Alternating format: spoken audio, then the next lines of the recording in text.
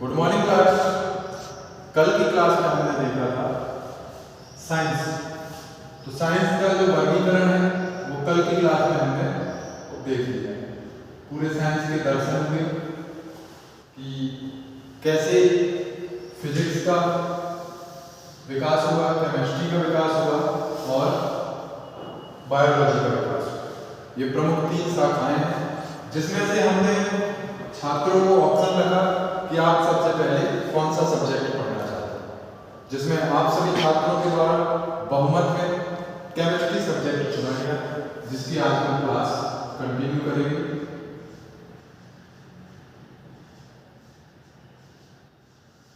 अब केमिस्ट्री में हम बिल्कुल एकदम बेसिक से स्टार्ट करेंगे। सबसे पहले तो ये जो वर्ड है वो कहाँ से आया है हमें मालूम होना चाहिए। ये जो वर्ड है वो मिस्र देश है, वहां से आया है, यहाँ से आया है। इस देश की एक खासियत है, ये उत्तरी अफ्रीका में है। इससे जुड़ा हुआ एक प्रश्न है। नील नदी संसार की सबसे बड़ी, सबसे लंबी नदी नील नदी यहाँ से बहती है। जो यहाँ के पीएम है वो है कमाल गंजोरी और जो प्रेसिडेंट है वो है अब्दुल हसन। तो इनके बारे में ये देखते हैं। और जो ये नील नदी है वो निकली कहाँ से है? विक्टोरिया झील से, जो संसार की सुपीरियर झील के बाद दूसरे नंबर पे सबसे बड़ी मीठे पानी की झील। तो ये क्लियर हुआ। अब इसके बाद हम देखेंगे केमिस्ट्री। तो मिस्र देश से इसकी उत्पत्ति हुई शब्द की। और क्या हुआ मिस्र में जो लोग थे तो सबसे पहले इसको केमिकेटिंग कहते थे, केमिकेटिंग। और इस केमिकेटिंग का मतलब क्या होता था? काला रंग या काली मिट्टी। यही जो काली मिट्टी है वर्तमान का केमिस्ट्री कहलाई जब इसका विकास हुआ। इसके बाद आज की डेट में इसके अंतर्गत हम लोग क्या पढ़ते हैं? अणु, परमाणु और पदार्थ। केमिस्ट्री की जो बेसिक शुरुआत होती है। तो ये सारी चीज तो हम आज के वीडियो में देखेंगे ही, लेकिन आज वीडियो के माध्यम से मैं आप सभी दर्शकों को, सभी छात्रों को ये बताना चाहता हूं कि दैनिक उपयोग में रसायन का महत्व। मेरा आप लोगों से ये क्लास के माध्यम से आप लोगों को न सिर्फ एग्जाम के बारे में जरूरी क्वेश्चन कंप्लीट कराना है, बल्कि आप जो रोजाना चीजें परचेज करने में गलतियां करते हैं उनके बारे में भी जागरूक करना है। इसलिए यह वीडियो विद्यार्थियों के लिए भी और बाकी सभी दर्शकों के लिए भी बहुत ज्यादा इंपॉर्टेंट है। दैनिक जीवन में हम कहाँ गलतियां करते हैं? जैसे हम फल फ्रूट वगैरह लेते हैं। मान के चलिए हम बनाना लेने जा रहे हैं। अब बनाना लेने जा रहे हैं तो हम देखते हैं बनाना के रेट में फर्क होता है। जनरली कहीं पर बनाना 30 रुपए का होगा और कहीं पर बनाना 20 रुपए का होगा। वो लेते समय हमें सबसे पहले ध्यान में रखना है कि ये जो बनाना है वो पकाया किस तरीके से है। कहीं आप फ्रूट लेते समय जिससे आप ये सोच रहे हैं कि हमारे लिए स्वास्थ्यवर्धक है, कहीं ऐसा तो नहीं कि वो आपके स्वास्थ्य के लिए हानिकारक हो जाए। तो आपको किस प्रकार के पके हुए फल यूज करने हैं। तो सबसे पहले इसमें केमिस्ट्री में देखें, जो 30 रुपए वाला है वो एथिलीन गैस से पकाया गया है। इसका कॉस्ट इसलिए ज्यादा है क्योंकि एथिलीन गैस से तो महंगी आती है, इसलिए इसका 10 रुपए कॉस्ट ज्यादा है।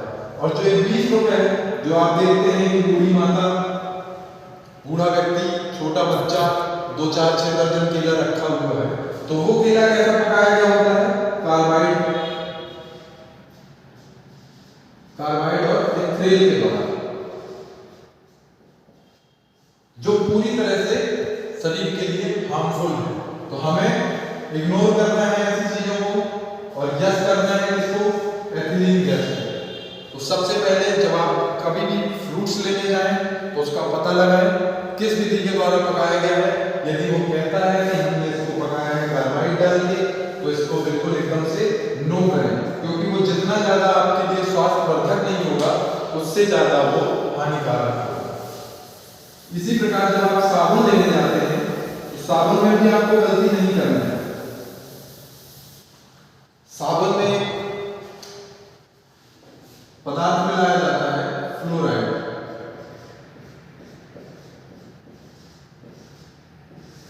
और सोडियम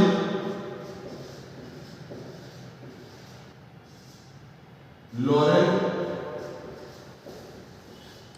सल्फेट। बाकी आप ऐड वगैरह में टीवी में देखते हैं हल्दी, चंदन, नीम, एलोवेरा, ये सारी चीजें मिलाई जाती हैं, लेकिन जो मेन चीज मिलाया जाता है केमिस्ट्री रसायन से रिलेटेड वो ही है।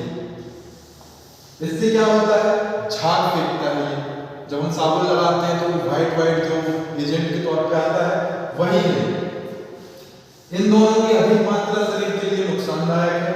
यदि ये दोनों चीजें अधिक होती हैं तो व्यक्ति फ्लोरोसिस बीमारी से ग्रसित हो जाता है। जब साबुन आप लगाते हैं तो वो आंख में जो जलन पैदा करती है वो इसी वजह से करती है। ठीक है, तो ऐसे साबुन को इग्नोर करना है। जहां तक हो सके ग्लिसरीन वाला साबुन जिसके आर पार दिखाई देता है, मार्केट में ऐसे बहुत हैं साबुन, तो उनको यूज करना है। और ज्यादातर इंडियन मार्केट में जो साबुन बिक रहे हैं आज की डेट पर, वो सभी साबुन, ज्यादातर साबुन अमेरिका वगैरह में पशुओं में यूज किए जाते हैं। क्यों? क्योंकि उसमें जानवरों की चर्बी मिली रहती है। जो शाकाहारी लोग हैं वो खास तौर से इस पर ध्यान दें कि जिसका TFL count, total fat material, जिस साबुन का ज्यादा हो उसी साबुन को परचेज करें। ऐसा साबुन यूज ना करें जिसमें टैलो मिला हुआ है, अर्थात जानवरों की चर्बी युक्त। पता चले आप पवित्रता के लिए स्नान कर रहे हैं और जानवरों की चर्बी से भंग हो जाए सारी चीजें, तो ऐसे साबुन को इग्नोर करना है। कोशिश करना है कि आप TFM जिसका सबसे ज्यादा नंबर 1 ग्रेड पे हो, लगभग 76 के ऊपर हो, उसी साबुन को यूज करें। ठीक है। तीसरा, जब बात आती है टूथपेस्ट की, तो बहुत सारे मार्केट में टूथपेस्ट अवेलेबल है, अलग अलग प्रकार से ऐड देते हैं। उसमें भी देखें जो उसके पीछे लिखा होता है केमिस्ट्री का, यदि आपको ज्ञान है तो उसमें देखें कि फ्लोराइड की कितनी मात्रा है। ये फ्लोराइड वैसे ही पानी में, जैसे नॉर्मल पानी हम पीते हैं उसमें ही अधिक मात्रा में पाया जाता है। अलग से हम टूथपेस्ट यूज करके और इसका सेवन करेंगे तो वो हमारे लिए फ्लोरोसिस रोग से ग्रसित हो जाएंगे। इसी प्रकार रोजाना हम देखते हैं, कभी भी समोसा खाते हैं या भुजिया खाते हैं या इस प्रकार से तेल से निकला कोई भी पदार्थ खाते हैं, तो हम देखते हैं कि उसको कढ़ाई से निकालने के बाद वो जो तेल बचा रहता है दोबारा फिर से उसी में समोसे डाले रहते हैं। और वही जो तेल है कभी कभी हफ्तों और कभी कभी महीनों तक उसी तेल का इस्तेमाल किया जाता है। ये जो भी है इसमें धीरे धीरे कार्सिनोजन की मात्रा बढ़ जाती है, चाहे वो रिफाइंड ऑयल हो या किसी प्रकार का ऑयल हो जिसमें फ्राई किए जाते हैं, तो उसमें कार्सिनोजन की जो है मात्रा वो बढ़ जाती है। तो हमें ध्यान रखना है, ऐसी चीज़ों को इग्नोर करना है। जब भी कुछ बाहर का खाने पीने का मन हो तो हमें घर पे ही बनाना है, यदि आपको स्वस्थ रहना है।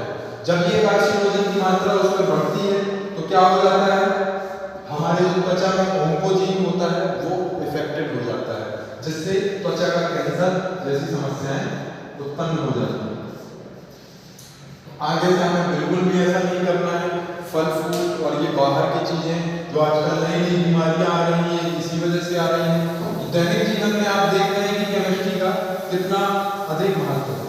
हम इसके बारे में नहीं जानेंगे तो अभी तक जो भी प्रोडक्ट हम लोग कंज्यूम कर रहे थे तो उनमें थोड़ा सा ध्यान देना है। पढ़ाई का मतलब सिर्फ एग्जाम क्रैक करना नहीं है, पढ़ाई का मतलब है उस चीज़ों को रिलेट करके हम अपने जीवन में उससे कैसे लाभ ले सकते हैं। आज की जो क्लास है वो आपके इसके लिए तो है, साथ में हम आपको दवाई के बारे में बताएंगे। जैसे केमिस्ट्री में है कुछ औषधियों से, कुछ वृक्ष की छाल से दवाइयाँ बनती हैं, जैसे मलेरिया, एस्पिरिन, ठीक है, और रेज़रपाइन, ये कुछ दवाइयाँ हैं।